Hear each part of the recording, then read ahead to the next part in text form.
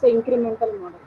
So ఈ incremental మోడల్లో ఏంటి అని అంటే, సో మెయిన్గా ఇక్కడ మనం ఏం చేస్తామంటే వాటర్ ఫాల్ మోడల్ని బేస్ చేసుకొని ఈ మోడల్ని డెవలప్ చేశారు. కాకపోతే ఏంటంటే దీనికి దానికి డిఫరెన్స్ ఏంటి అని అంటే, యాక్చువల్లీ వాటర్ ఫాల్ మోడల్లో ఏమవుతుంది, మనం సీక్వెన్షియల్ ఆర్డర్లో ఫేజెస్ అన్నీ కూడా కంప్లీట్ చేసుకుంటూ వెళ్తాం. కాకపోతే ఇక్కడ ఏంటంటే వాటర్ ఫాల్ మోడల్లో ఉన్న ఫేజెస్ని ఫాలో అవుతూ ఒక ఫేజ్ అయిపోయిన తర్వాత, అంటే ఒక సైకిల్ అయిపోయిన తర్వాత ఒక ఇంక్రిమెంట్ రిలీజ్ చేస్తాం. ఆ ఇంక్రిమెంట్ రిలీజ్ చేసిన తర్వాత క్లయింట్కి ఏవైతే రిక్వైర్మెంట్స్ ఉన్నాయో దాని ప్రకారంగా చూసుకొని మళ్ళీ ఏదైనా మోడిఫికేషన్స్ ఏమైనా ఉంటే కనుక దాన్ని అప్డేట్ చేస్తూ మళ్ళీ ఇంకొక సైకిల్. ఒకసారి నేను ఇమేజ్ చూపిస్తాను, ఫిగర్ చూపిస్తాను చూడండి. ఇక్కడ చూడండి, అనాలిసిస్, డిజైన్, కోడ్, టెస్ట్, ఈ ఫేజెస్నే ఫాలో అవుతారు. వాటర్ ఫాల్ మోడల్లో ఉన్న ఫేజెస్ని ఫాలో అవుతాం. ఫస్ట్ ఇంక్రిమెంట్ అనేది రిలీజ్ చేస్తారు. రిలీజ్ చేసిన తర్వాత next coming to the next మళ్ళీ ఇందులో ఏవైతే చేంజెస్ క్లయింట్కి రిక్వైర్ చేంజెస్ ఏవైతే ఉంటాయో అవన్నీ అప్డేట్ చేస్తూ మళ్ళీ ఫస్ట్ నుంచి స్టార్ట్ చేసి మళ్ళీ analysis, design, coding, test phase ఇవన్నీ కంప్లీట్ చేసి సెకండ్ ఇంక్రిమెంట్ అనేది రిలీజ్ అవుతుంది. సో ఇలాగా సైకిల్ అనేది రిపీట్ అవుతూ ఎప్పటి వరకు అయితే క్లయింట్ ఫైనల్ ప్రోడక్ట్ రిలీజ్ చేసే టైంకి అన్ని రిక్వైర్మెంట్స్ అనేవి ఉన్నాయో, అన్ని రిక్వైర్మెంట్స్ అచీవ్ అయినాయో అప్పుడు ఫైనల్గా ప్రోడక్ట్ అనేది రిలీజ్ చేస్తాం.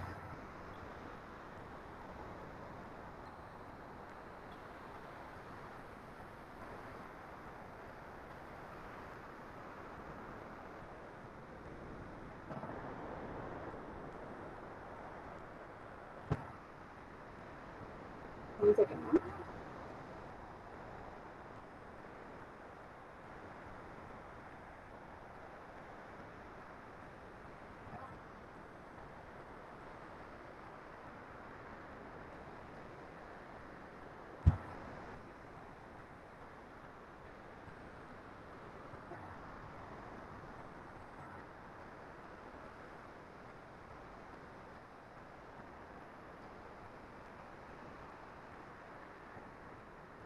మాకు క్లియర్గా కనిపిస్తుందా స్క్రీన్?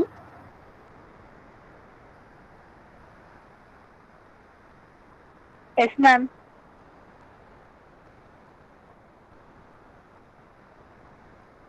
సో ఇలాగా ప్రతి ఒక్క ఫేజ్ అనేది వాటర్ ఫాల్ మోడల్లో మనం చూసిన ఫేజెస్ అన్నీ కవర్ చేస్తూ ఫస్ట్ రిలీజ్ అనేది చేస్తారు. అలాగా అదైపోయిన తర్వాత దాంట్లో వచ్చిన ఫంక్షన్ అంటే ఫైనల్ ప్రోడక్ట్ ఏదైతే ఇంక్రిమెంట్ 1 తర్వాత ఏదైతే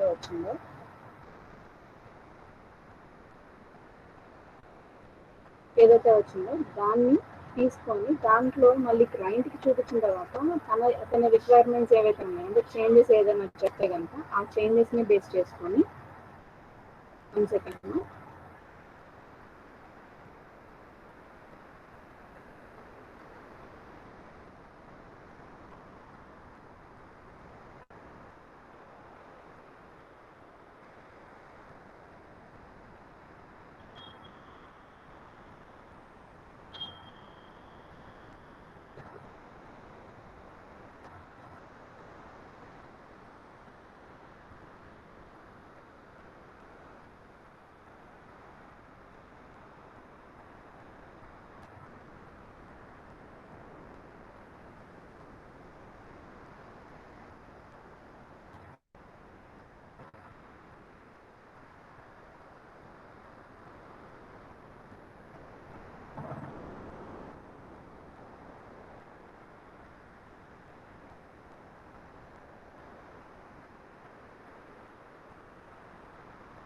సో వచ్చిన ఫంక్షనాలిటీని బేస్ చేసుకొని క్లయింట్ రిక్వైర్మెంట్స్ ఏవైతే ఉన్నాయో వాటిని మళ్ళీ గ్యాదర్ చేసుకొని మళ్ళీ నెక్స్ట్ ఇంక్రిమెంట్ లెవెల్ స్టార్ట్ చేస్తాం. సో నెక్స్ట్ ఇంక్రిమెంట్ లెవెల్ మళ్ళీ కంప్లీట్గా సేమ్ పేజెస్ అన్ని ఫాలో అవుతా ఫైనల్గా ఇంక్రిమెంట్ 2 వచ్చేసరికి ఫైనల్గా ఫంక్షనాలిటీ ఏముందో సో ఇలాగ ప్రాసెస్ అనేది కంటిన్యూ అవుతా ఫైనల్గా ఎప్పుడైతే క్లయింట్ సాటిస్ఫై అయ్యి ఓకే అనుకుంటారో అప్పుడు దాకా ఈ ప్రాసెస్ అంతా కూడా కంటిన్యూస్గా జరుగుతూనే ఉంటుంది. సో చూడండి, an incremental model in software engineering combines the elements of the waterfall model in an iterative manner. So iterative manner అంటే ఏంటి, ఇటరేషన్స్ అంటే ఏంటి, నెంబర్ ఆఫ్ టైమ్స్ రిపీట్ చేయడం. సో వాటర్ ఫాల్ మోడల్లో ఉన్న ఫేజెస్ని రిపీటెడ్గా మళ్ళీ ఏం చేస్తాం, మళ్ళీ అదే ఫేజెస్ని రిపీట్ చేస్తూ ఉంటాం. సో దీనివల్ల ఏమవుతుంది అని అంటే ప్రతి ఒక్క రిలీజ్కి ఒక ఇంక్రిమెంట్ అనేది రిలీజ్ అవుతుంది. సో ఆ ఇంక్రిమెంట్లో వచ్చిన ఫంక్షనాలిటీని బేస్ చేసుకొని క్లయింట్కి ఫైనల్గా ఇంక్రిమెంట్ చూపిస్తారు. చూపించిన తర్వాత అతనికి మళ్ళీ ఏదైనా ఎడిషనల్గా రిక్వైర్మెంట్స్ ఏదైనా కనుక మళ్ళీ కనుక ఉంటే కనుక సో వాటన్నిటి గ్యాదర్ చేసుకొని మళ్ళీ సెకండ్ ఇంక్రిమెంట్ అనేది స్టార్ట్ చేసుకుంటాం. So increment applies linear sequences in a required pattern. Each linear sequence produces an increment in the work. ఏదైతే ఇంక్రిమెంట్ ఒక ఫేజ్ అయిపోయిన తర్వాత కంప్లీట్ ఒక సైకిల్ అయిపోయిన తర్వాత, ఫర్ ఎగ్జాంపుల్ మీకు ఇంకా బాగా అర్థం అవ్వాలంటే సపోజ్ ఒక ప్రోగ్రామ్ తీసుకున్నాం అనుకోండి. ఒక ప్రోగ్రామ్లో మనం వైల్ లూప్ కానీ ఫర్ లూప్ కానీ లేదా లూప్స్ కనుక అప్లై చేసినప్పుడు మనం ఏమవుతుంది, suppose for example for I is equal to 1, I less than 10, I plus plus అన్నాం అనుకోండి. దాని కింద ఒక 2 స్టేట్మెంట్స్ రాసాం అనుకోండి. ఫస్ట్ కేసులో ఏమవుతుంది, I 1 less than or equal to 10 అన్నప్పుడు ఫస్ట్ కండిషన్ ట్రూ అయింది కాబట్టి ఆ 2 స్టెప్స్ ఏవైతే ఉన్నాయో ఆ 2 స్టేట్మెంట్స్ ఎగ్జిక్యూట్ అవుతాయి. ఎగ్జిక్యూట్ అయిన తర్వాత ఐ ప్లస్ ప్లస్ అవుతుంది, నెక్స్ట్ ఐ 2 అవుతుంది. సో 2 అయిన తర్వాత నెక్స్ట్ ఏమవుతుంది, సో నెక్స్ట్ కేసులో మళ్ళీ అదే ప్రాసెస్ అనేది కంటిన్యూస్గా రికర్ అవుతూ ఉంటుంది సార్. దాన్ని మనం ఇటరేషన్ అంటాం. సో ఇక్కడ కూడా వాటర్ ఫాల్ మోడల్లో ఉన్న ఫేజెస్ని చెప్పండి. వాయిస్ స్లోగా వినపడుతుంది మ్యామ్, వినపట్ల వాయిస్. ఇప్పుడు వినిపిస్తుందా? Okay ma'am. ఓకే. సో అలాగా వాటర్ ఫాల్ మోడల్లో ఉన్న ఫేజెస్ని కంప్లీట్గా రికర్ చేసుకుంటూ ఫైనల్గా కస్టమర్ సాటిస్ఫై అయ్యేదాకా ఈ ప్రాసెస్ అంతా కూడా రిపీట్ చేస్తూ ఉంటుంది. నెక్స్ట్ సో వీటిలో ఇక్కడ నేను ఫస్ట్లో స్టార్టింగ్లో చెప్పాను. So every project when a customer approaches a software industry, the project is taken over by the software team and make them into modules. అంటే వాళ్ళు ఏం చేస్తారు, ఒక ప్రాజెక్ట్ వాళ్ళ దగ్గరికి రాగానే వాళ్ళు ఏం చేస్తారు, వాటిని మాడ్యూల్స్ కింద డివైడ్ చేసుకుంటారు. సో మాడ్యూల్స్ అంటే ఏంటి, మీకు అర్థమయ్యేలాగా చెప్పాలి అని అంటే ఫంక్షన్స్. నేను ఇంతకుముందు కూడా చెప్పిన ఎగ్జాంపుల్స్లో స్టేటస్ స్ట్రక్చర్స్లో మనం ప్రతి ఒక్క ఇండివిజువల్గా ఫంక్షన్స్ రాసుకుంటూ వెళ్తాం కదా. సో అలాగా ఇక్కడ కూడా ఒక సాఫ్ట్వేర్ ప్రాజెక్ట్ ఎప్పుడైతే ఒక సాఫ్ట్వేర్ కంపెనీకి వచ్చిందో ఆటోమేటిక్గా వాళ్ళు ఏం చేస్తారు, మొత్తంగా ఓవరాల్గా రిక్వైర్మెంట్స్ అన్ని గ్యాదర్ చేసిన తర్వాత వాటికి మాడ్యూల్స్ కింద డివైడ్ చేసుకుంటారు. సో మాడ్యూల్స్ కింద డివైడ్ చేసి ఈచ్ అండ్ ఎవ్రీ మాడ్యూల్ని ఒక్కొక్క సాఫ్ట్వేర్ టీమ్కి ఇస్తారు. సో ఇండివిజువల్గా ఆ సాఫ్ట్వేర్ టీమ్ ఏం చేస్తుంది, వాళ్ళకి ఇచ్చిన మాడ్యూల్ని బేస్ చేసుకొని వాళ్ళ రిక్వైర్మెంట్స్ ఏంటి, దీంట్లో వాళ్ళు చేయాల్సిన టాస్క్ ఏంటి, వాళ్ళు కంప్లీట్ చేయాల్సిన టాస్క్ ఏంటి, దాన్ని బేస్ చేసుకొని వాళ్ళు ఏం చేస్తారు, వాళ్ళు చేయాల్సిన కోడింగ్ వర్క్, టెస్టింగ్, ఇదంతా కూడా అంటే మన ఎస్డిఎల్సి లైఫ్ సైకిల్లో ఉన్న ప్రతి ఒక్క ఫేజ్ని వాళ్ళు కంప్లీట్ చేసుకుంటూ వస్తారు. సో ఇక్కడ so once the modules are split, ఎప్పుడైతే మాడ్యూల్స్ కింద స్ప్లిట్ చేశారో ఆటోమేటిక్గా తర్వాత ఏమవుతుంది, analysis phase, designing, implementation, coding, verification, maintenance. అంటే ఎస్డిఎల్సిలో ఉన్న లైఫ్ సైకిల్లో ఉన్న ఫేజెస్ మొత్తం మళ్ళీ వాళ్ళు కంప్లీట్ చేసుకుంటూ వస్తారు ఇండివిజువల్గా ప్రతి ఒక్క మాడ్యూల్ మీద.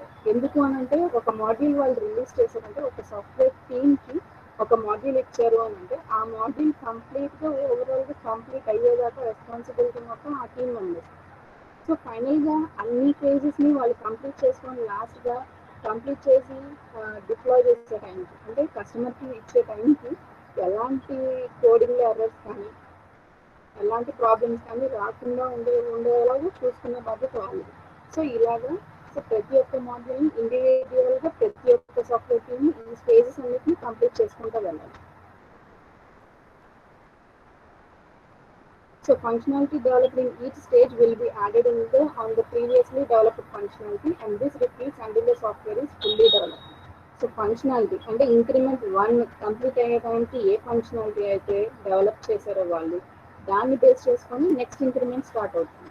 సో ఆ నెక్స్ట్ ఇంక్రిమెంట్ స్టార్ట్ చేసేటప్పుడు ఇట్లాగా ఈ ప్రాసెస్ కంటిన్యూ అవుతూ వెళ్ళేటప్పుడు ఏమవుతుందంటే ఇక్కడ ప్రతి ఒక్క ఇంక్రిమెంటల్ స్టేజ్లో రివ్యూ అనేది జరుగుతుంది. ఇందాక చెప్పాను కదా కస్టమర్కి చూపిస్తారు అని చెప్పి, ఆ రివ్యూని బేస్ చేసుకొని నెక్స్ట్ మళ్ళీ ఏదైనా మోడిఫికేషన్స్ ఉన్నాయా, నెక్స్ట్ స్టేజ్కి వెళ్ళే టైం కల్లా మళ్ళీ ఇదంతా కరెక్ట్గా జరుగుతుందా లేదా అనేది చెక్ చేసుకొని ఇంకా ఏమైనా అడ్వాన్స్డ్ ఏదైనా మోడిఫికేషన్స్ ఉన్నాయా అవన్నీ చెక్ చేసుకొని నెక్స్ట్ ఇంక్రిమెంట్కి వెళ్తారు. సో దీంట్లో ఉండే ఫేజెస్ ఇందాక చూసాం కదా మన ఫిగర్లో ఈ 4 ఫేజెస్ ఏవైతే ఉన్నాయో ఆ 4 ఫేజెస్ ఏంటి అని అంటే ఫస్ట్ ఏంటి రిక్వైర్మెంట్ అనాలిసిస్. ప్రతి ఒక్క ఎస్డిఎల్సి మోడల్లో ముందుగా చేయాల్సింది ఏంటి? Requirement gathering. So requirement gathering చేసిన తర్వాత అది కంప్లీట్గా ఒక రిక్వైర్మెంట్స్ అన్ని గ్యాదర్ చేయడము అనేది అంటే ఫైనల్గా కస్టమర్కి ఆ ప్రోడక్ట్ రిలీజ్ చేసే టైం కల్లా అతనికి తగ్గట్టుగా ప్రాజెక్ట్ రిలీజ్ అవుతుంది అని అంటే దానికి తగ్గట్టుగా అసలు రిక్వైర్మెంట్స్ అనేవి కరెక్ట్గా గ్యాదర్ చేసుకోవడం అనేది ఫస్ట్ ఫేజ్. ఏవైతే రిక్వైర్మెంట్స్ ఉన్నాయో అవన్నీ వాళ్ళు ఏం చేస్తారు? ఇనిషియల్గా ఇంతకు ముందు చెప్పినట్టుగా డాక్యుమెంటేషన్ చేస్తున్నారు. సో డాక్యుమెంటేషన్ చేసుకునే దాన్ని బట్టి వాళ్ళు ప్రాసెస్ అనేది స్టార్ట్ చేస్తారు. Next, once the requirement for this particular increment is understood and clear, then design will be drafted and how to implement and achieve this requirement. So దానికి ఏం చేస్తారు? వన్స్ రిక్వైర్మెంట్స్ అన్ని గ్యాదర్ చేసిన తర్వాత designing ప్రాసెస్కి వస్తారు.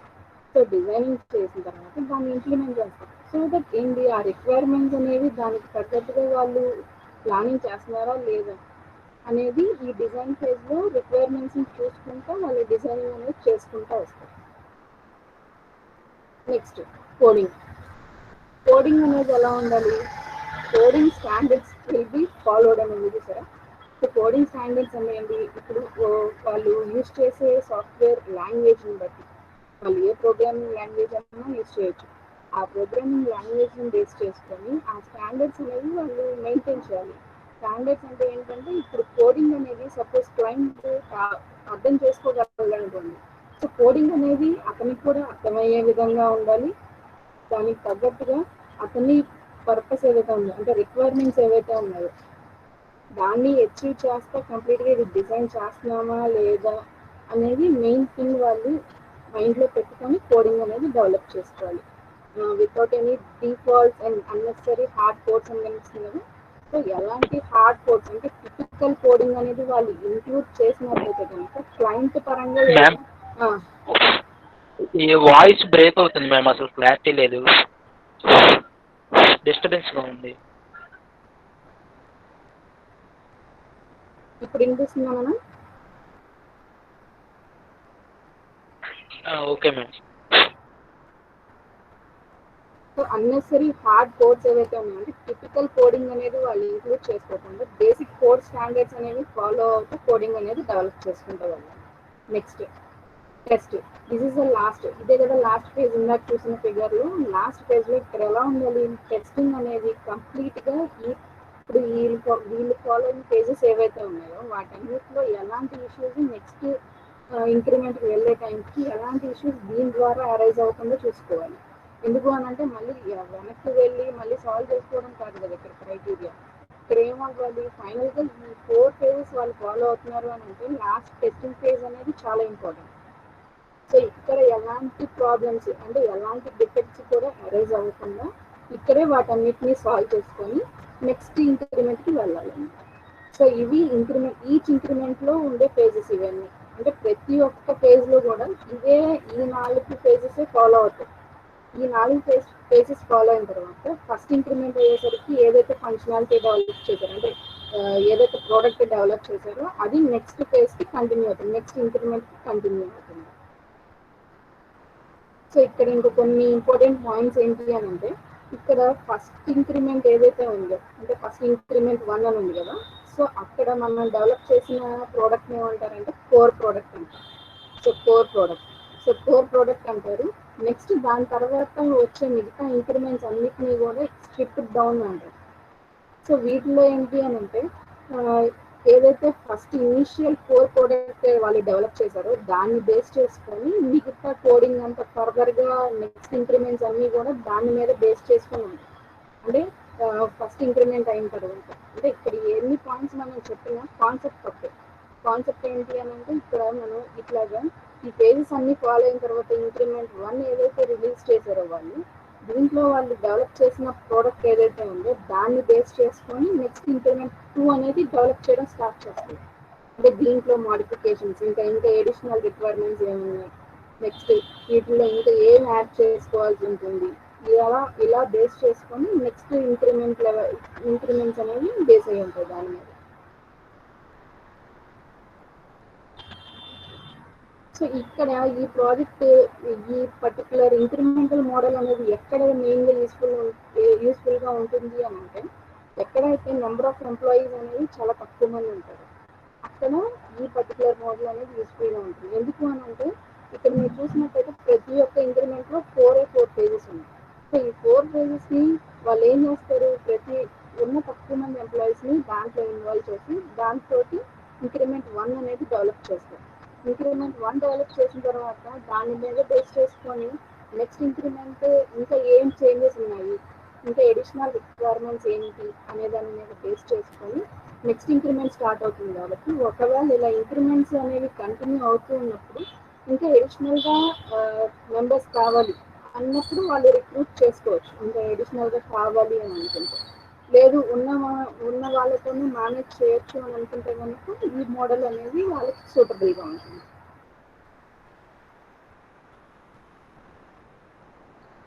Next ఇది మెయిన్గా benefit ఎక్కడా అంటే plan to manage technical risk. Technical risk అనేది అంటే ఏంటి, కోడింగ్ పరంగా ఏదైనా ప్రాబ్లమ్స్ ఎక్కడైనా ఫైనల్గా ప్రోడక్ట్ రిలీజ్ చేసే టైంకి ఎలాంటి ఇష్యూస్ రైజ్ అవ్వకుండా ఉండడానికి మెయిన్గా ఇందులో ఛాన్సెస్ ఉన్నాయి. ఎందుకు అని అంటే ప్రతి ఒక్క ఇంక్రిమెంట్లో మనం టెస్టింగ్ ఫేజ్ కంప్లీట్ చేస్తాం. సో టెస్టింగ్ ఫేజ్ కంప్లీట్ చేసి నెక్స్ట్ ఇంక్రిమెంట్ 2కి వెళ్ళేటప్పటికల్లా ఇందులో ఎలాంటి ఇష్యూస్ అనేవి రైజ్ అవ్వకుండా మనం ఇక్కడే ఎరాడికేట్ చేసేసుకుంటున్నాం కాబట్టి నెక్స్ట్ ఫేజ్కి వెళ్ళేసరికల్లా ఇక్కడే ప్రాబ్లమ్స్ రెక్టిఫై అవుతాయి. సో ఫైనల్గా అవుట్పుట్ ప్రోడక్ట్ ఏదైతే రిలీజ్ అవుతుందో అది రిలీజ్ అయ్యే టైంకి ఎలాంటి టెక్నికల్ ఇష్యూస్ అనేవి అరైజ్ అయ్యే ఛాన్సెస్ లేవు. So when to use incremental model. సో ఇంక్రిమెంటల్ మోడల్ ఎక్కడ యూజ్ చేయొచ్చు అని అంటే requirements of the system are clearly understood. Requirements అనేవి క్లియర్గా తెలిసినప్పుడు. Next when demand for an early release of the product arises. Demand of an early release of the product అంటే ఏంటి, ఇప్పుడు ఇంక్రిమెంట్ 1 అయిపోయిన తర్వాత ఒక ప్రోడక్ట్ వాళ్ళు రిలీజ్ చేస్తారు అంటే అక్కడ ఏమవుతుంది, కస్టమర్కి ఒక ప్రోడక్ట్ ఇలా ఉండబోతుంది అనే ఒక ఐడియా అనేది మనకు తెలుస్తుంది. సో అలాంటి కనుక డిమాండ్ కనుక కస్టమర్ అరైజ్ చేస్తే అలాంటి కేసెస్లో ఈ మోడల్ అనేది సూటబుల్గా ఉంటుంది. Next when software engineering team are not very skilled or trained. So తక్కువ మంది మెంబర్స్ ఉన్నా దాంట్లో ఎక్కువ మంది స్కిల్డ్ పీపుల్ లేకపోయినా ఈ మోడల్ అనేది యూస్ఫుల్గా ఉంటుంది. చెప్పాను కదా, ప్రతి ఇంక్రిమెంట్ అయిపోయిన తర్వాత నెక్స్ట్ ఇంక్రిమెంట్ వెళ్ళేటప్పటికల్లా ఇంకా టెక్నికల్ పరంగా ఇంకా ఏదైనా అడ్వాన్స్మెంట్స్ కావాలి అని అనుకున్నప్పుడు అప్పుడు దే కెన్ అప్పుడు వాళ్ళు కావాల్సిన వాళ్ళు రిక్రూట్ చేసుకోవచ్చు. Next when high risk features and goals are involved. So ఎక్కువ ఫీచర్స్ అలాగే గోల్స్ అనేవి ఎక్కువ ఉన్న కేసెస్లో ఈ మోడల్ అనేది సూటబుల్గా ఉంటుంది. Next such methodology is more in use for web application and product based companies. Web applications అంటే ఇప్పుడు మనం ఇంటర్నెట్లో మనం చూసే వెబ్ అప్లికేషన్స్ లాంటి ప్రోడక్ట్స్ ఏదైనా రిలీజ్ చేయాలి అని అన్న కేసులో కూడా ఈ ఇంక్రిమెంటల్ మోడల్ అనేది సూటబుల్గా ఉంటుంది. Next advantages. సో ఇక్కడ అడ్వాంటేజెస్ ఇప్పుడు దాకా మనం చూసిన వాటిల్లో మీరే గెస్ట్ చేయొచ్చు అడ్వాంటేజెస్ ఏంటి అని అంటే initial product is delivery is ఫాస్టర్గా ఉంటుంది డెలివరీ అనేది. Lower initial delivery cost. ఇనిషియల్గా డెలివరీ కాస్ట్ అనేది తక్కువగా ఉంటుంది ఎందుకంటే ఇంక్రిమెంట్ 1 అయ్యేసరికల్లా ఒక ప్రోడక్ట్ అనేది వాళ్ళు రిలీజ్ చేస్తారు. సో రిలీజ్ చేసిన తర్వాత అది ఓకే అనుకోండి, ఇంకా మళ్ళీ ఇంకా ఫర్దర్గా వెళ్ళాల్సిన ఛాన్సెస్ లేవు కదా, ఇంకా వెళ్ళక్కర్లేదు కదా. Next the core product is developed first, that is main functionality is added in the first increment. Next second point is core product అనేది ఫస్ట్ ఇంక్రిమెంట్ 1లో రిలీజ్ అయ్యే ప్రోడక్ట్ని కోర్ ప్రోడక్ట్ అంటాం మనం. After each iteration regression testing అంటే ఏంటంటే ఇప్పుడు suppose ఒక product అనేది సాఫ్ట్వేర్ అనేది వాళ్ళు రిలీజ్ చేశారనుకోండి.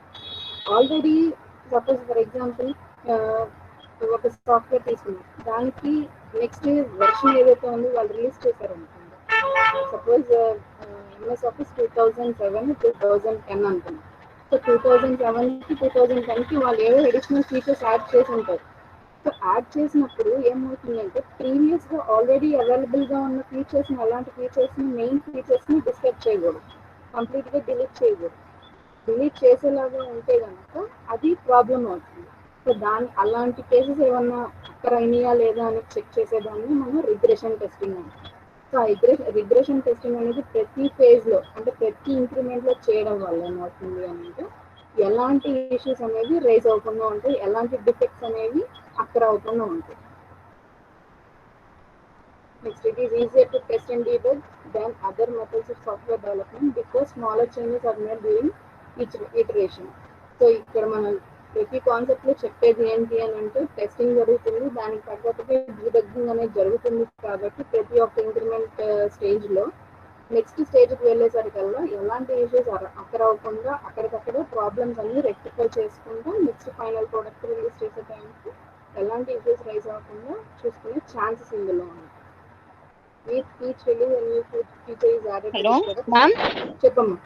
మ్యామ్ వాయిస్ క్లియర్ గా లేదు మ్యామ్. సౌండ్ వస్తుంది పక్క నుంచి, ఏదో అస్సలు క్లియర్ గా లేదు మ్యామ్. ఇప్పుడు వినిపిస్తుందా? బెటర్ మ్యామ్ కొంచెం.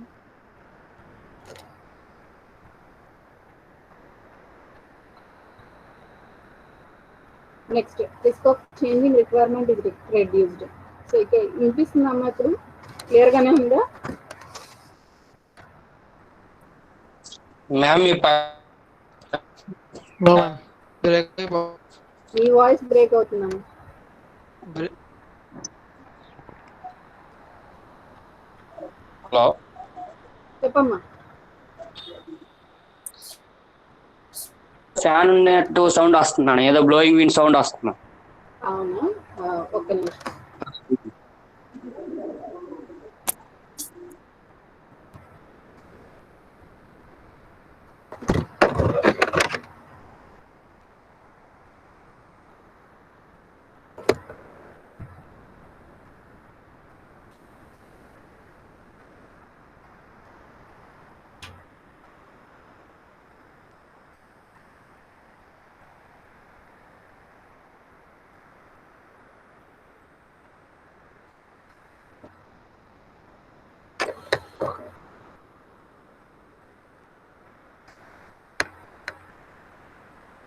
ఓకేనమ్మా?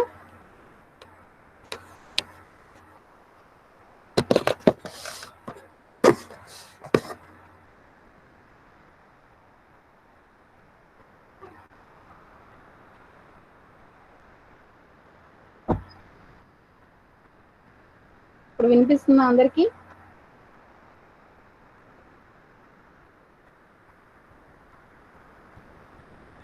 Yes ma'am.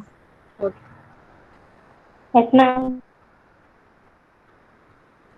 నెక్స్ట్ చూడండి, లాస్ట్ ఏంటంటే వర్క్ లోడ్ అనేది తక్కువగా ఉంటుంది. ఎందుకు అని అంటే ప్రెజర్ అనేది తక్కువ ఉంటుంది, ఎందుకంటే తక్కువ మందితోనే ఇక్కడ డెవలప్ చేయడానికి పాసిబిలిటీ ఉంది అని మనం చెప్తున్నాం కాబట్టి సో వర్క్ లోడ్ అనేది చాలా తక్కువ ఉంటుంది.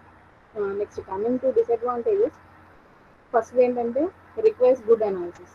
ఎందుకంటే ఇనీషియల్గా ఏం చెప్తున్నామో రిక్వైర్మెంట్స్ అన్ని కూడా ఎప్పటికప్పుడు వాళ్ళు గ్యాదర్ చేస్తారు. ఫస్ట్ ఇనీషియల్గా ప్రోడక్ట్ స్టార్ట్ చేసేదానికి ప్రతి ఒక్క ఎస్డిఎల్సి లైఫ్ సైకిల్లో వాళ్ళు ఏం చేస్తారు, రిక్వైర్మెంట్స్ అనేది కంప్లీట్గా ఒక అండర్స్టాండింగ్ అనేది సాఫ్ట్వేర్ టీమ్కి వచ్చినట్టయితే కనుక ప్రోడక్ట్ అనేది కరెక్ట్గా డెవలప్ చేయడానికి ఛాన్సెస్ ఉంది. సో ఫస్ట్ థింగ్ అది. Next resulting cost may exceed the cost of the organisation. ఇక్కడ ఏమవుతుంది, ప్రతి ఒక్కసారి అన్ని కేసెస్ వాళ్ళు కంప్లీట్ చేసుకుంటూ వెళ్ళాలి. ఇక్కడ వాళ్ళు కేస్ టూల్స్ కానీ వాళ్ళు ఎడిషనల్గా యూజ్ చేసిన టూల్స్ అన్నిటికీ కావాల్సిన కాస్ట్ అనేది ఆటోమేటిక్గా ఇంక్రీజ్ అయ్యే ఛాన్సెస్ ఉంది.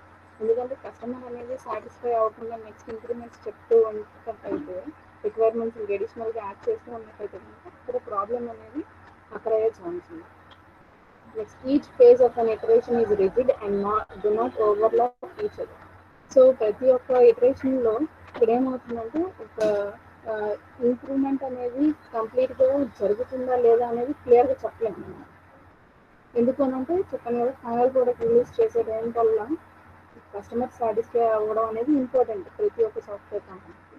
సో అలా కనుక ఉండినట్టయితే కనుక ప్రతి ఒక్క పేజ్లో వీళ్ళు చేసిన ప్రాసెస్ అంతా కూడా కంప్లీట్గా జరుగుతూనే ఉండాలి. కాబట్టి అదొక problem. As additional functionalities added to the product, problems may arise related to system architecture which was not evident in earlier prototypes. మనం చూసినట్టయితే డిజైన్ ఫేజ్లో వాళ్ళు ఏం చేస్తారని చెప్పాను, ఎస్డిఎల్సి లైఫ్ సైకిల్ చెప్పినప్పుడు డిజైన్ ఫేజ్లో వాళ్ళు ఫిజికల్ డిజైన్, లాజికల్ డిజైన్ అని 2 types ఆఫ్ డిజైన్స్ చేస్తారు. సో డిజైన్ చేసినప్పుడు దాన్ని మనం ఆర్కిటెక్చర్ అంటాం. సో ఇక్కడ ఏమవుతుంది, ప్రతి ఒక్క ఇంక్రిమెంట్లో నెక్స్ట్ మళ్ళీ పేజెస్ మళ్ళీ సెకండ్ ఇంక్రిమెంట్ వచ్చేసరికల్లా మళ్ళీ పేజెస్ చేసుకుంటూ వెళ్ళాలి అన్ని పేజెస్. సో ఇక్కడ కనుక ఏదైనా సిస్టమ్ డిజైన్లో మళ్ళీ మోడిఫికేషన్స్ చేస్తూ ఉంటే ఏమవుతుంది, ఆర్కిటెక్చర్లో మెయిన్గా వాళ్ళు డిజైన్ చేసిన ఆర్కిటెక్చర్లో మోడిఫికేషన్స్ అన్ని కంటిన్యూస్గా చేస్తూ వెళ్తూ ఉంది. అదొక ప్రాబ్లం ఇందులో. ఇది ఇంక్రిమెంటల్ మోడల్ గురించి అర్థమైందామా? Shall we continue?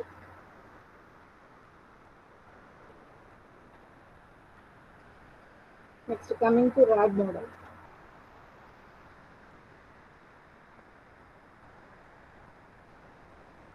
So RAD model screen కనిపిస్తుంది, అందరికి పవర్ పాయింట్ ప్రెజెంటేషన్ కనిపిస్తుందా? Yes, ma'am. Okay, RAD stands for Rapid Application Development. RAD abbreviation ఏంటంటే Rapid Application Development Model.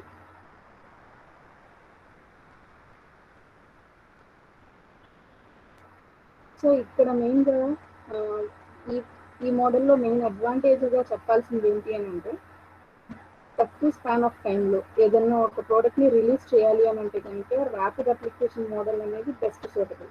ఎందుకు అని అంటే ఇక్కడ మెయిన్గా రీసోర్సెస్ అనేది ప్లానింగ్తోనే వేస్ట్ చేయకుండా వాళ్ళు ఏం చేస్తారంటే ప్రోటోటైప్స్ని డిజైన్ చేసుకుంటూ వెళ్తారు.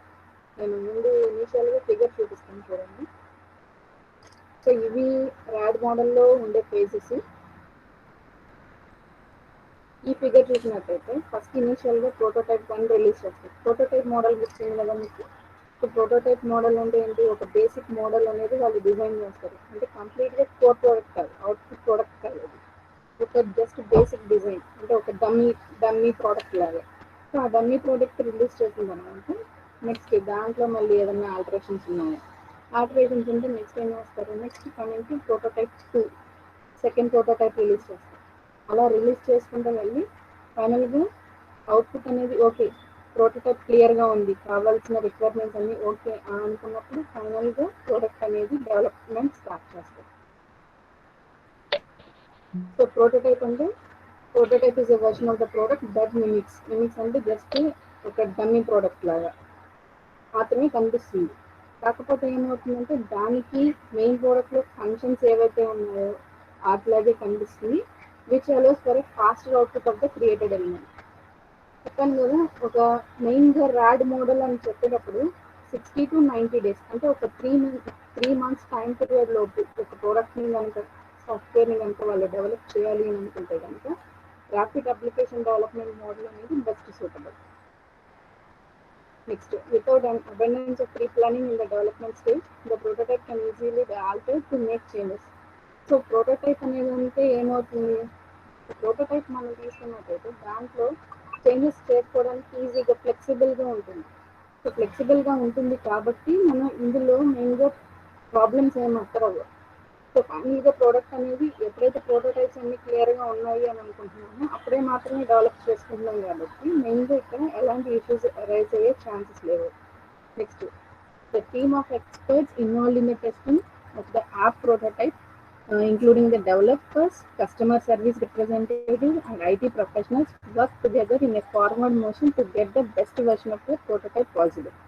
So possible గా వాళ్ళందరూ కలిసి వర్క్ చేసి మెయిన్ ప్రోటోటైప్ ఫైనల్గా కావాల్సిన ప్రోడక్ట్ అనేది ఎలా ఉండాలో దానికి తగ్గట్టుగా ప్రోటోటైప్ని రిలీజ్ చేసుకుంటారు. With RAD model of outsource app development, the client can see the demo of the final product much faster. So క్లయింట్కి ఏమవుతుంది, ఒక డెమో కనిపిస్తుంది, ఒక డెమో చూపిస్తారు, ఒక డమ్మీ ప్రోడక్ట్ చూపిస్తున్నారు కాబట్టి సో ప్రోడక్ట్ ఇలా ఉంటుంది అనేది వాళ్ళు ముందే చూపించేదానికి ఛాన్సెస్ ఉన్నాయి. During the creation of a prototype for any product to save time and money, it is essential to create one that can be reused for fast changes. So reuse చేయడం అనేది main thing ఇక్కడ. చెప్పాను కదా, ప్రతి ఒక్క software కంపెనీలో వాళ్ళు products release చేసుకునేటప్పుడు ప్రీవియస్గా ఆల్రెడీ కనుక వాళ్ళు ప్రీవియస్ ప్రాజెక్ట్స్లో యూజ్ చేసిన కోడింగ్ ఏదైతే ఉందో అది ఇక్కడ కూడా యూటిలైజ్ చేయగలిగితే కనుక అది ఇంకా బెస్ట్ వాళ్ళకి. ఎందుకంటే కోడింగ్ తగ్గుతుంది కాబట్టి, వాళ్ళు డెవలప్ చేయాల్సిన కోడింగ్ తగ్గుతుంది కాబట్టి. సో అక్కడ ఇలాగా యూజ్ చేసే ఛాన్సెస్ ఎక్కువ ఉన్నాయి కాబట్టి ఈ చేంజెస్ చేయడానికి పాసిబిలిటీస్ అనేవి ఫాస్ట్గా ఉంటాయి.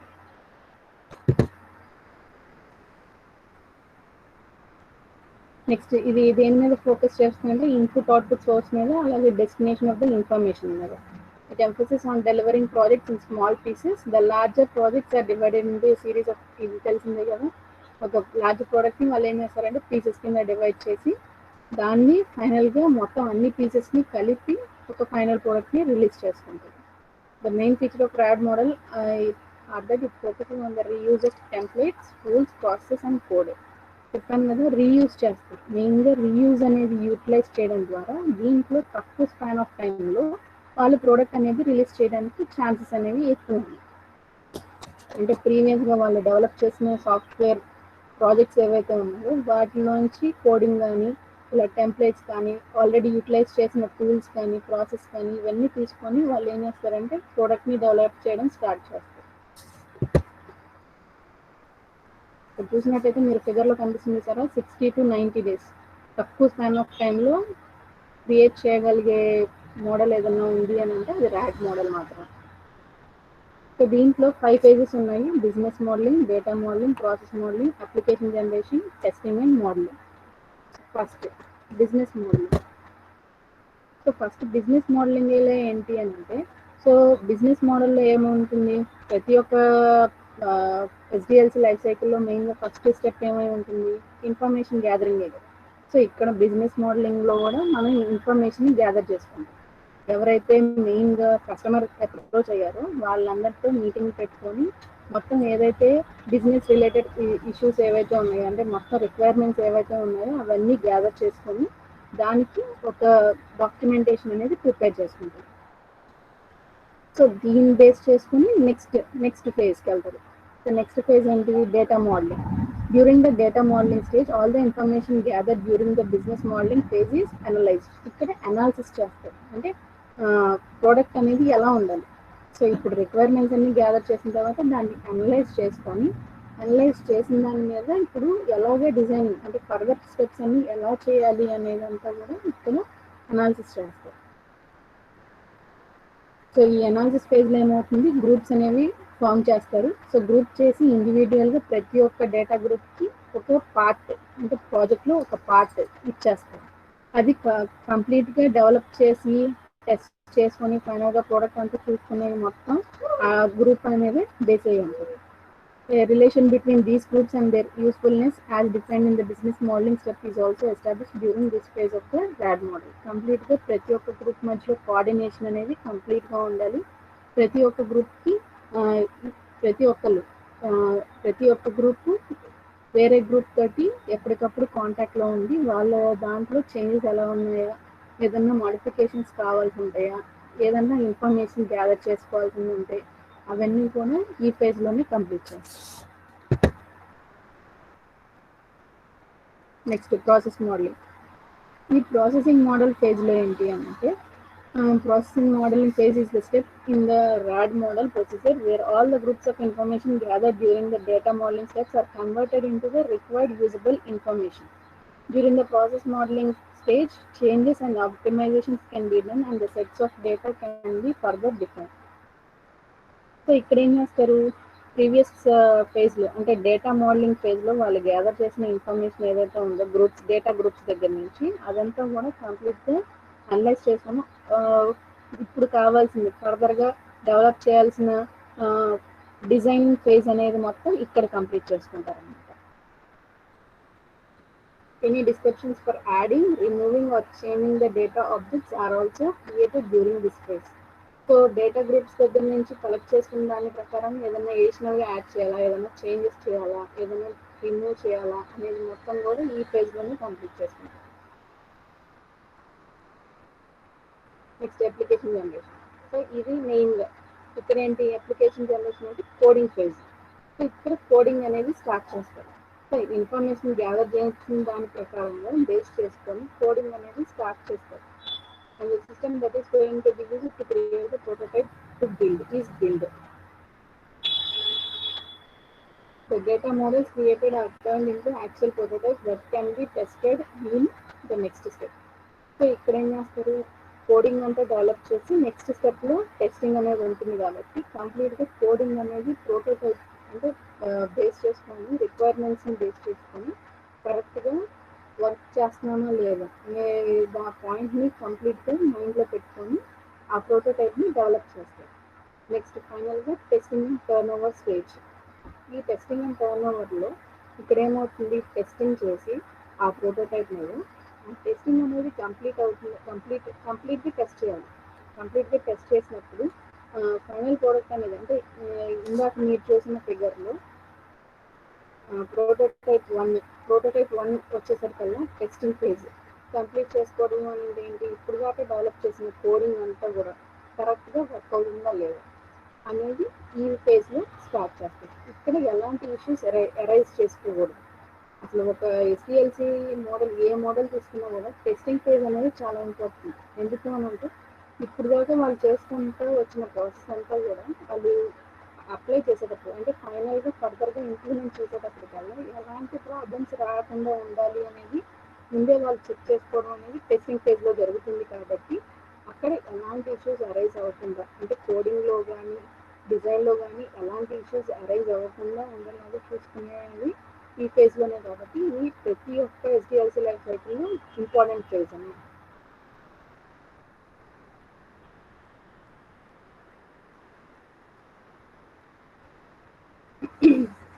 సో ఇలా ప్రోటోటైప్స్ అన్ని రిలీజ్ చేసి ఫైనల్ ప్రోడక్ట్ రిలీజ్ చేసేయడానికి ఎలాంటి మేజర్ ప్రాబ్లమ్స్ అనేవి అక్కడ అవ్వకుండా ఫైనల్ ప్రోటోటైప్ని వాళ్ళు ఓకే అని ఏదైతే చెప్తారో క్లయింట్ అది వచ్చేటప్పటికల్లా ప్రతి ఒక్క ప్రోటోటైప్లో వాళ్ళు కంప్లీట్గా ఎక్కడ ప్రాబ్లమ్స్ వస్తున్నాయో అక్కడ ఎరాడికేట్ చేసుకుంటూ వస్తుంది. కాబట్టి ఫైనల్ ప్రోడక్ట్ అనేది కంప్లీట్ అయ్యేలాగా ఈ ఫేజ్లోనే జరుగుతుంది. Next when to use the rat model.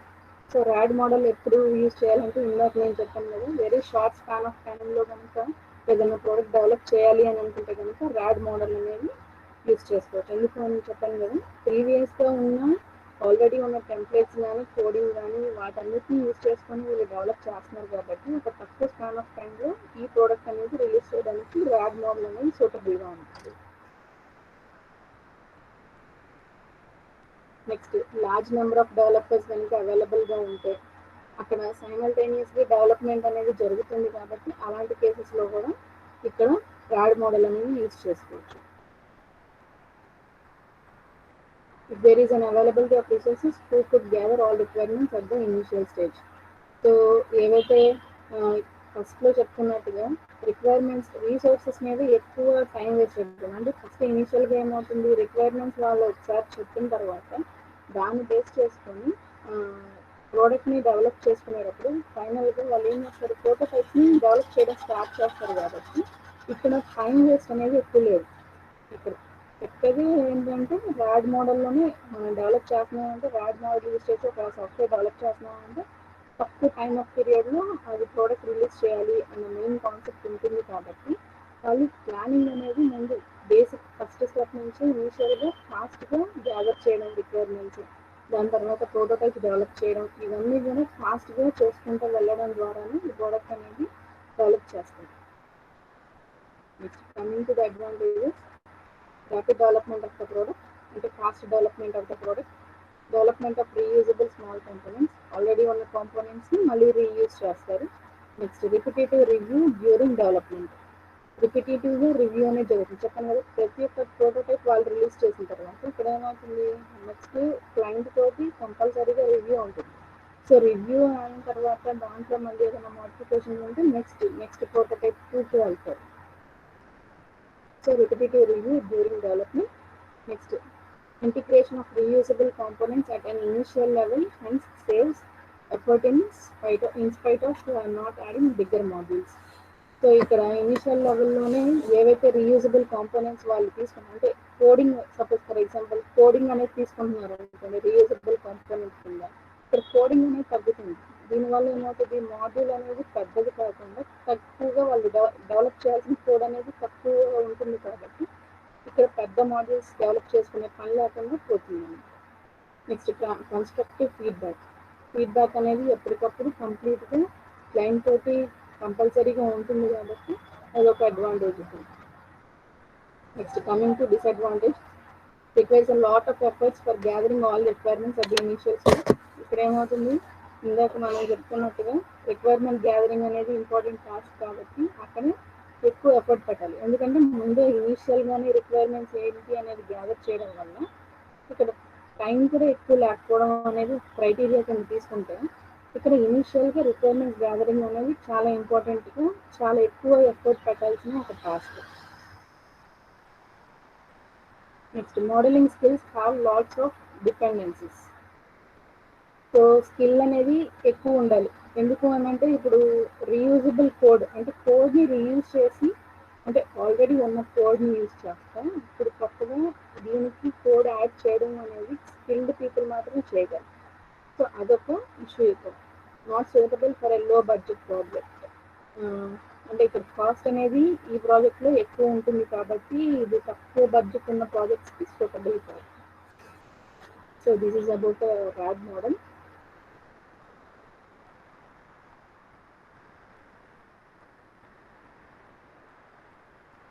నాకు చెప్పేది అర్థమవుతుందో ఒకసారి నాకు ఎవరైనా ఏదైనా డౌట్స్ ఉన్నా కానీ లేదంటే ఏదైనా ప్రాబ్లమ్ ఉన్నా కానీ ఒకసారి మ్యూట్ చేసి ఒకసారి చెప్పండి. తర్వాత నేను నోట్స్ పోస్ట్ చేశాను, అది కాపీ చేయమని చెప్పాను. నోట్స్లో ముందు సిలబస్ రాయండి, తర్వాత ఏం చేస్తారు అని అంటే ఫస్ట్ పీపీటీ ఒకటి పంపించాను కదా, పీడిఎఫ్ ఫైల్ పంపించాను. మళ్ళీ ఆ పీపీటీకి పీడిఎఫ్ ఫైల్ పంపించాను, ఇంట్రడక్షన్ టు సాఫ్ట్వేర్ ఇంజనీరింగ్ అని చెప్పి. సో దీనివల్ల ఏమవుతుందంటే మీకు ఒక ఐడియా వస్తుంది మెటీరియల్ గురించి. మనం తర్వాత డిస్కస్ చేసినట్టయితే కనుక అప్పుడు దాకా మీకంటూ ఒక మెటీరియల్ మీ దగ్గర ఉన్నట్టు. సో దానికోసం అని చెప్పి తర్వాత అసైన్మెంట్స్ కూడా ఇస్తాను నేను. సో దానికోసం మీరు నోట్స్ రాయడం అనేది చేయండి. ఎందుకంటే నేనేం ప్రెజర్ చేయట్లేదు, కంప్లీట్గా ఒకసారి రాయమని చెప్పి నిదానంగా స్టార్ట్ చేసి రాయండి. కొంచెం ఫోన్లు చూస్తే కాకుండా నోట్స్లో ఏం రాస్తున్నారు, అక్కడ ఏముంది అనేది కొంచెం చూస్తూ అబ్జర్వ్ చేస్తూ రాయండి. ఇంకెవరికైనా ఏమైనా ఇష్యూస్ ఉన్నాయా?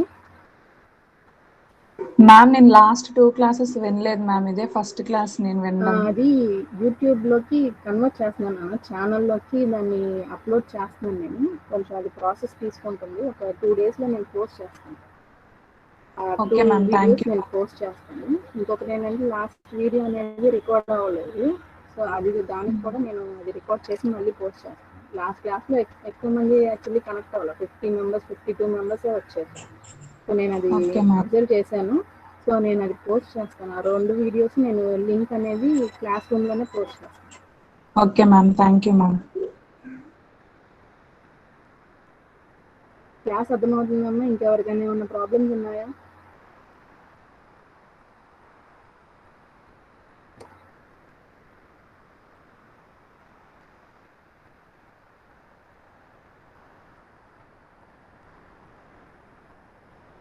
మోస్ట్లీ ఇదేంటంటే సాఫ్ట్వేర్ ఇంజనీరింగ్ అనేది ఒక థియరీ కాన్సెప్ట్ అమ్మా. సో థియరీ కాన్సెప్ట్ కాబట్టి కంపల్సరీగా మీరు ఏం చేయాలి అని అంటే కాన్సెప్ట్ ఏంటి అనేది తెలుసుకోవడం, ఓన్గా రాయడం అనేది పక్కన పెడితే ముందు అసలు కాన్సెప్ట్ ఏంటి, సైడ్ హెడ్డింగ్స్ చాలా ఇంపార్టెంట్, ఫిగర్ అనేది చాలా ఇంపార్టెంట్ ప్రతి ఒక్క మోడల్లో. సో ఆ కాన్సెప్ట్ అనేది కంపల్సరీగా తెలియాలి, అర్థం చేసుకోవాలి మీరు. ఒకసారి నేను పోస్ట్ చేసిన పీడిఎఫ్ ఫైల్స్లో కూడా మీరు ఒకసారి చదవండి, ప్రతి ఒక్క మోడల్ చదవండి. చదివిన తర్వాత దాంట్లో ఏదైనా డౌట్స్ ఉంటే మళ్ళీ ఒకసారి నాకు మెసేజ్ కానీ ఇట్లా మీటింగ్లో ఉన్నప్పుడు కానీ ఒకసారి పోస్ట్ చేస్తే కనుక ఆ ప్రాబ్లమ్స్ ఏదైనా ఉంటాయి, డౌట్స్ ఏదైనా ఉంటే క్లారిఫై చేస్తాను.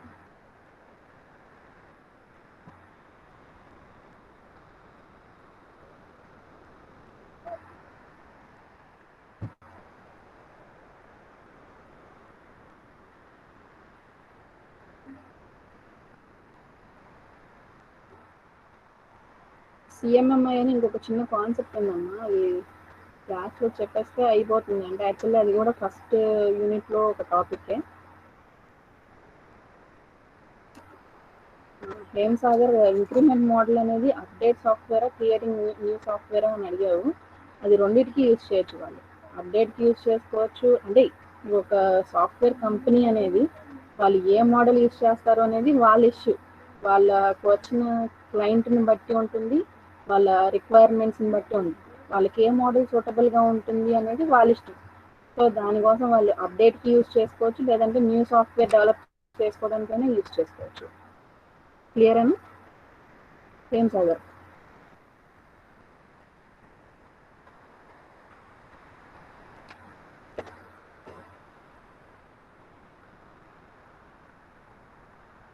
సో ఏ సాఫ్ట్వేర్ యూజ్ చేయాలి చెప్పండి మ్యామ్. ఇప్పుడు నోట్స్ చెప్పారు కదా మ్యామ్, చెప్పండి. పీడిఎఫ్ పంపించారు కదా,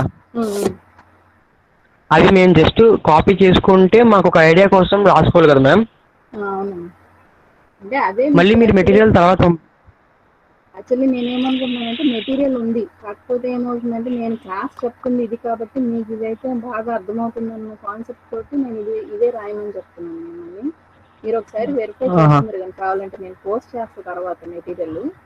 నేనేం చెప్తాను, ఇదే మీకు అర్థమవుతుంది, ఇదే మీరు ఫాలో అవుతున్నారు కాబట్టి ఇది మీకు బాగా అర్థమవుతుంది, ఇదే ఫాలో అయితే బెస్ట్ ఏమో అన్న ఉద్దేశంతో నేను పోస్ట్ చేశాను, క్లియర్గా ఉంటుంది అని. Okay okay ma'am. అంటే నేను అది పోస్ట్ చేసిన మీరు కంపారిటివ్గా చూసుకోండి. అంటే మోస్ట్లీ ఇవే కాన్సెప్ట్స్ అంటే కొన్ని వేరియేషన్స్ ఉంటాయి మోస్ట్లీ. సో అప్పుడు దాకా కొంచెం అంటే అక్కడ క్వశ్చన్స్ ఆన్సర్స్ లాగా ఏం లేవు నా. ఇప్పుడు యాక్చువల్లీ ఏంటంటే ఇప్పుడు నేను సిలబస్ని దగ్గర పెట్టుకొని ప్రతి ఒక్క కాన్సెప్ట్ మీకు పిపిటి ప్రిపేర్ చేస్తున్నాను కదా. సో అలాగే ఉంటుంది సిలబస్ చూస్తే కనుక నువ్వు సిలబస్లో అలాగే ఉంటుంది.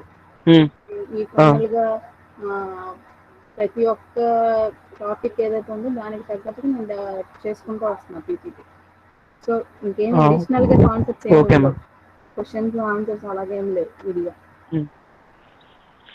అయితే మేము స్టార్ట్ చేయమా మ్యామ్ ఆ పీడిఎఫ్స్ రాయడం స్టార్ట్ చేయండి, నిదానంగా స్టార్ట్ చేయండి. ముందు సిలబస్ రాసి తర్వాత first introduction to software PDF ఉంది కదా అది స్టార్ట్ చేయండి. Okay ma'am. ఆ తర్వాత ప్రాసెస్ మోడలింగ్ కదా మ్యామ్. అది దాని తర్వాత ప్రాసెస్ మోడల్స్. ఓకే మీరు మ్యామ్. సిలబస్ చూస్తే మీకు అర్థమవుతుంది. Okay ma'am.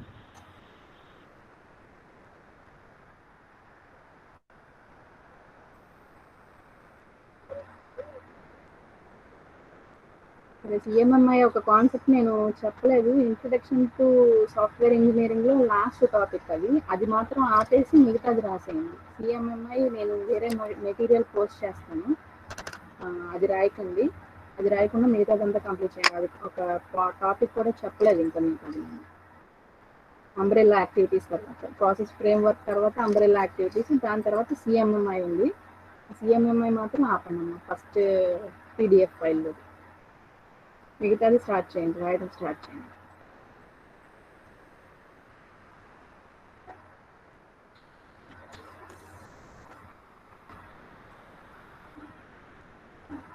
ఓకే అమ్మా, ఇంకెవరికి ఏం డౌట్స్ లేవు కదా? మ్యామ్ చెప్పమ్మా. ఒకసారి మళ్ళీ మీది గూగుల్ క్లాస్ రూమ్ లో కోడ్ పెట్టరా ఒకసారి? అదొకటి. ఇంకా చాలా మంది జాయిన్ అవ్వలేదమ్మా, చాలా మంది. అదే మ్యామ్. నేను ఇండివిజువల్ గా ప్రతి ఒక్క గ్రూప్ లో మళ్ళీ కోడ్ ఒకసారి పెడతాను. చాలా మంది జాయిన్ అవ్వలేదు, జాయిన్ అవ్వండి. జాయిన్ అయిన తర్వాత నోట్స్ స్టార్ట్ చేయండి నిదానంగా. నెక్స్ట్ క్లాస్కి వచ్చేసరికల్లా కొంచెం కంప్లీట్ చేసేలాగా, అంటే ఫస్ట్ యూనిట్ అన్న కంప్లీట్ అయ్యేలాగా first PDF. Okay ma'am. Okay ma'am. Okay then, we shall continue in the next class.